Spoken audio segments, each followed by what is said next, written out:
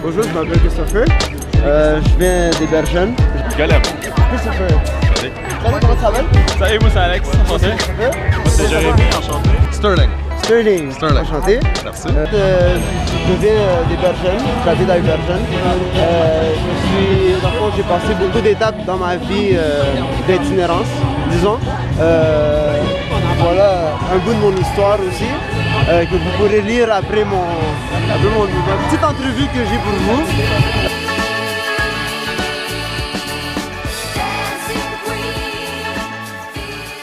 Je vois l'itinérance comme étant un problème généralisé de personnes qui se sentent comme pas mal au-dessous de la pyramide sociale, qui subissent les conséquences institutionnelles puis les conséquences de consommation, vivent des problèmes individuels qui les maintiennent dans la rue, il y a beaucoup d'affaires qui les tiennent là, t'as des dettes envers le gouvernement, t'as un paquet d'affaires, bref, je trouve que c'est un problème de société qui affecte un paquet de gens et qui les maintiennent dans un état qui sont super jugés par la population.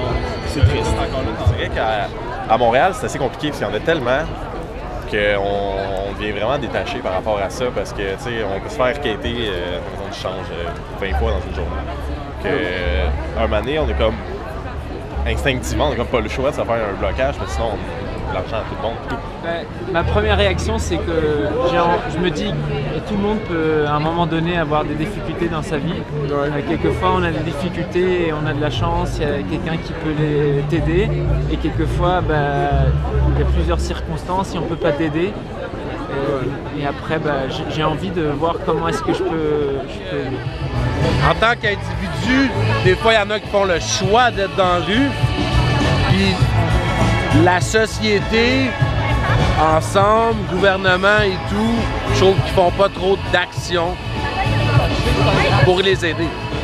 L'itinérance, ça reflète un peu la plus grande peur des gens, genre ce que les gens veulent pas se retrouver. C'est ce qui les amène à les marginaliser le plus possible, parce qu'ils veulent pas être confrontés à ce genre de tu sais, c'est cette chose qui est considérée comme une laideur dans la société, tu sais, et puis ils essaient de repousser constamment quelque chose qui peut arriver à n'importe qui, tu sais.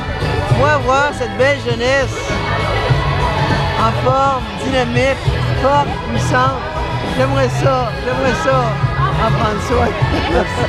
C'est des personnes qui ont été dans la vie malchanceux et qui ont de la difficulté à s'en sortir et que ça leur prend de l'aide.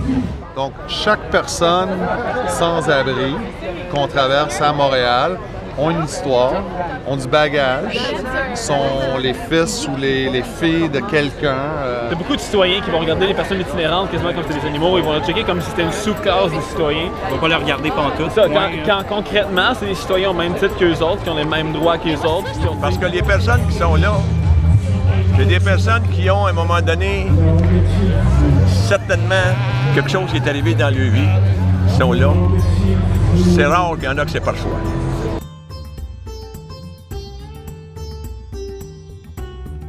Déjà, d'abord, la première étape, ce serait de briser la mentalité de je suis dans la rue, je suis une marde, c'est ma faute.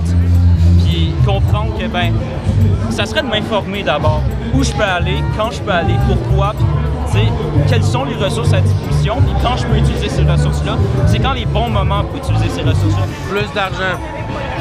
Gouvernement, plus d'argent pour les organismes communautaires. Oui, moi, je prône beaucoup les organismes communautaires. Je suis un ancien résident du Tournant Auberge du Cœur. J'ai fait du bénévolat. Je m'implique. Je suis ici à la Nuit des Sans-Abri. Je suis partout ce que je peux. Tout le monde qui est autour, c'est tous les gens qui sont là pour aider, qui donnent du linge, qui donnent de la nourriture, qui donnent toutes sortes de choses.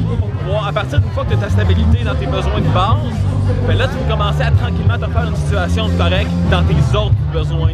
Moi, je vais dormir tout seul dehors. Le problème, c'est qu'il n'y a pas d'héberger. Si j'ai un animal, je peux pas m'héberger nulle part. Moi, je décide d'avoir un chien parce que c'est mon seul compagnon qui est digne de confiance dans la rue. Il y a beaucoup de monde, il y a beaucoup d'organismes qui vont axer sur la réinsertion et la stabilité du logement pour pouvoir faire la réinsertion sociale par la suite. Et c'est une très bonne chose. Comme là, en ce moment, il y a un projet qui s'est porté par, je pense, c'est Overeat, t'as 4 organismes qui sont mis ensemble, ils cherchent une nouvelle approche en réinsertion sociale qui est donner un logement en partant à la personne sans nécessairement l'accompagner dans la recherche de logement. Une nouvelle approche, peut-être ça va marcher, mais tout le monde considère que le but ultime, ou un des moyens d'atteindre le but ultime qui est d'avoir une stabilité générale dans ta vie, c'est d'avoir accès à un logement fixe avec un toit en haut de ta tête pour que quand il pleut dessus, ben, au moins tu peux aller te cacher quelque part. Se réunir ensemble. Au Québec, on a de la misère de se réunir ensemble puis d'avoir un mouvement de solidarité pour les gens qu'on n'a pas le goût d'être. T'as pas le goût de te trouver dans cette situation-là. Puis quand tu veux pas être dans cette situation-là, ben, tu t'en crises puis t'as pas le goût de dealer avec. Ben, tandis que c'est des répercussions qui tombent sur tout le monde, qui tombent sur toi, qui se fait sentir sur toi, qui se fait sentir sur le marché public, sur l'économie. Des personnes qui sont ou étaient en situation d'itinérance, qu'on puisse se parler avec ceux qui ne l'étaient pas encore et qui le seront peut-être un jour pour comprendre c'était quoi, pour comment ça s'est passé, pour qu'on se comprenne. Et... Si la population ne serait pas ignorante, le monde qui serait dans le système ne le serait pas non plus. On n'aurait probablement pas le même problème qu'on a là. Il y a beaucoup de sensibilisation qui est à faire en itinérance. Autant du monde qui pense que c'est facile de s'en sortir de l'itinérance, ça ne l'est pas. Tu es maintenu dans la rue à cause de ta dette, tu es maintenu dans la rue à cause des gangs, tu es maintenu dans la rue à cause de problèmes individuels, problèmes de consommation, tu n'arrives pas à t'en sortir. Il y a plusieurs façons. Moi, je suis vétéran et je sais qu'on a dans la rue des personnes, des anciens militaires, puis qui eux autres sont aujourd'hui tellement pris qu'ils ne peuvent pas s'en sortir. Puis c'est pour ça que mon uniforme, que nous avons les vétérans, à ce moment-là, quand les autres ils nous voient, ils disent « Ah, c'est un gars de la gang ». Ça fait qu'ils ont confiance, parce que c'est des frères et des sœurs d'armes. Puis à ce moment-là, ils peuvent s'approcher de nous autres, puis là, on peut leur dire qu'on est là pour vous aider, nous autres. C'est pas si facile que ça de dire s'ils veulent s'en sortir, ils peuvent.